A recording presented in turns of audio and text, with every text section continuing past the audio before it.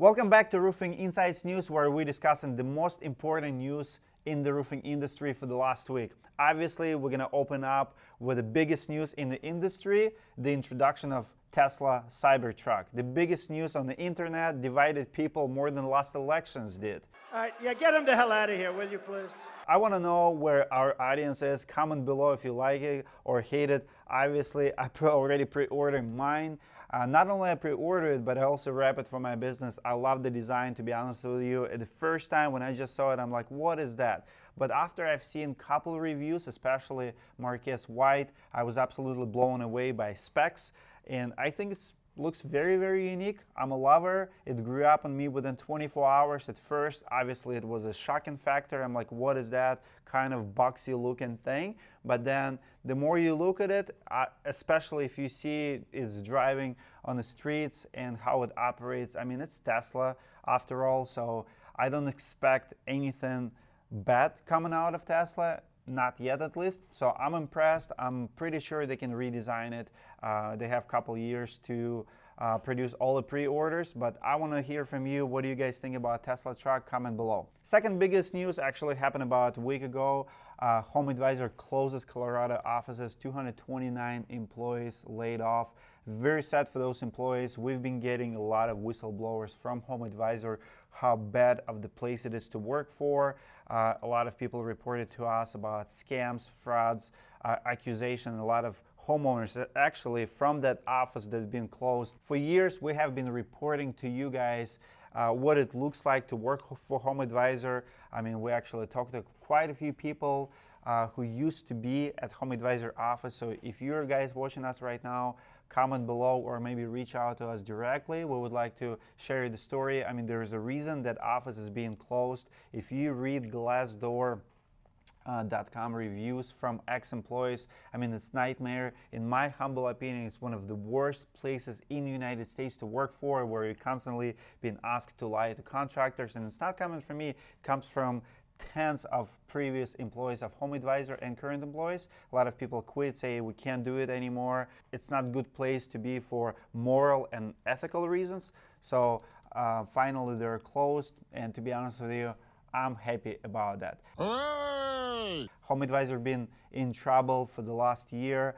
Their stock dropped in half. They lost half of the value on the market. They've been trading $17, $18 a year ago. Now they're $7, $8.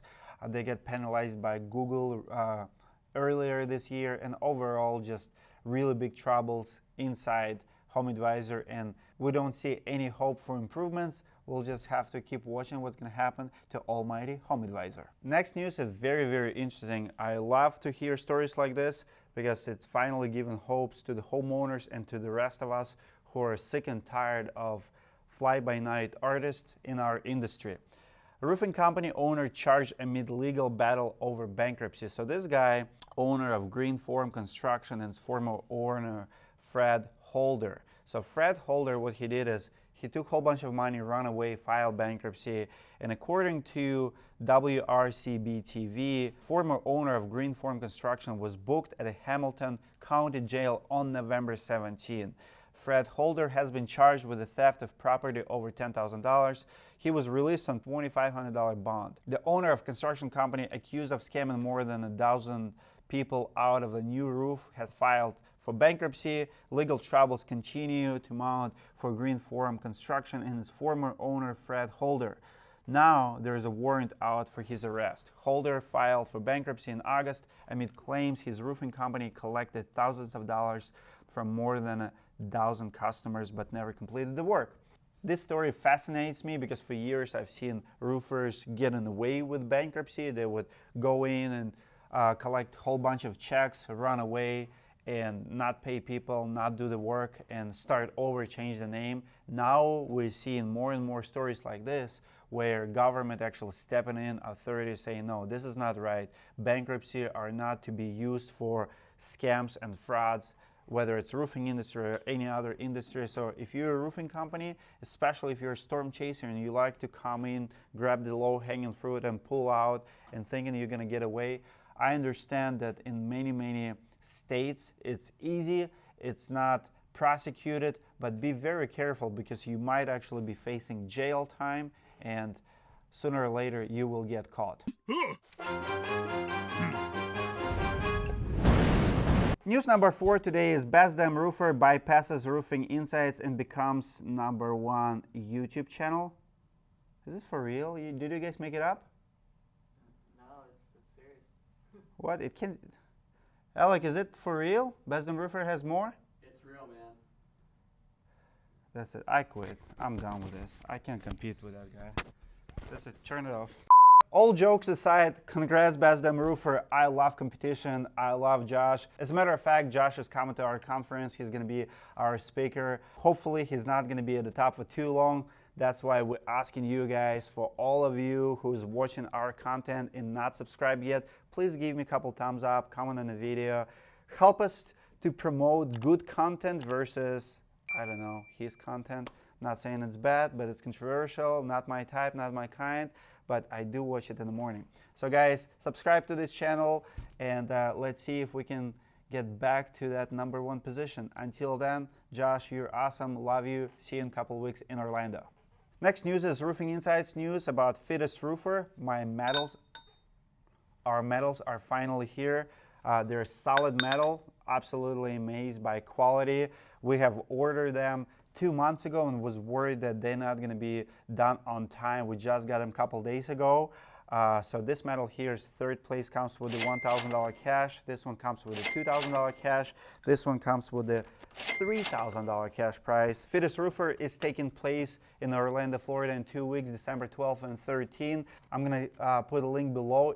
It's not too late to register. You might not get a room in a hotel where everything's going to take place, but if you act fast, I don't think it's sold out yet. Absolutely amazing place to be. If you're the business owner, you have a couple fit guys, send them to us, and maybe one of them will take this medal home, or one of them. And I'm not participating, but I have some fit guys who are. This event is sponsored by Atlas Roofing Corporation, amazing brand who really recognizes installers. Next news is about real drink for real roofers. The Claw. White Claw is predicting to do $1.5 billion in sales this year, and America is almost ran out of White Claws up to date. Oh no. Oh no. Oh no. Oh no. Oh yeah. Here's how companies handle shortages of famous drink. Sanjeev, one study says hard seltzer sales could top $1 billion by the end of the year. Do you think that's too bullish? We've already crossed that threshold. Newsflash! Our sales this year will be a little bit over 1.5 billion. And we think the overall category will be between 2 and 2.5 billion, because we have about 60 share of the seltzer category. About 70% of households buy beer. Less than 6% of households have bought White Claw. Less than 9% have bought a hard seltzer. So as you start to think about that opportunity, I think, we feel pretty bullish about the future for the brand.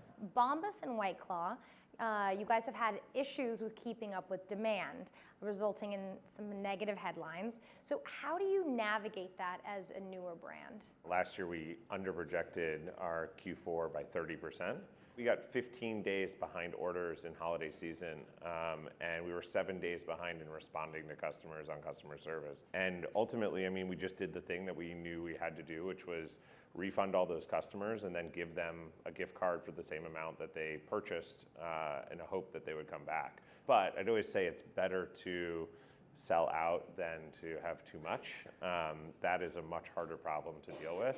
When you're growing at 300% year over year, and it's like throwing a dart at a dartboard. There's no way you will ever get demand right when you're growing that fast. What about you guys? We knew that we were onto something special a year ago and 2 years ago, so we've been investing in capacity, and we'd invested to quadruple this year in size, and that's about a 300% growth rate, and we're growing 360%. So to his point, it was a little bit of a dartboard for us in terms of how to do that. The benefit for us is we have a national network, we have distributors, we can manage inventory, we have really clear visibility. So while there's been a little bit of shortage here or there, we actually feel that the consumers that need to get White Claw are able to get it. and we're just continuing to invest in more capacity for going forward. So if you want to become a better roofer, you better stock up while supply lasts. And the last news for today comes from Bloomberg Environment. $205,000 fine adds to roofing contractor rising OSHA woes. A roofing company owner passed the $690,000 total fine threshold with the latest set of citations issued by OSHA. Robert Beringer of Belleville, Illinois, already faced proposed fines of $485,000 when OSHA cited him on February 3rd for $205,000 worth of alleged violations. Those are some crazy numbers, so if you think something really bad happens, check this out. So usually when we get citations, it's for something that already happened in a job.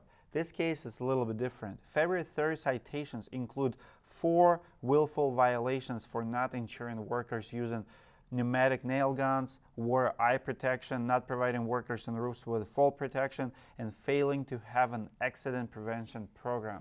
So news goes on and on. I mean, OSHA gets in the news a lot. I want you guys to be safe out there. Please invest in 2020 next year in OSHA preventive measures. I want to make sure that you guys are all safe.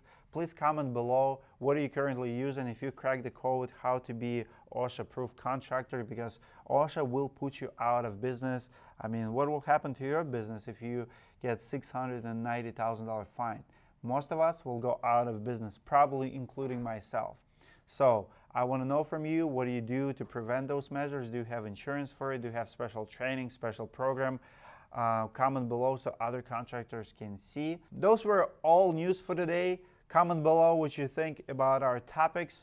If you guys comment for Roofing Process Conference, I'm going to drop a link below. I'll see you in a couple of weeks. For the rest of you, I'll see you in the next video. The video may be inappropriate for some users. Who said you guys could speak? So you look at the roof, guys, and you look away, and you yell at your employees, call them a fucking hunk of shit. See, I don't understand. That blows my mind how this guy can beat me. Guys, we're only about 4,400 subscribers away to regain the throne. Please subscribe below. Give me one of those.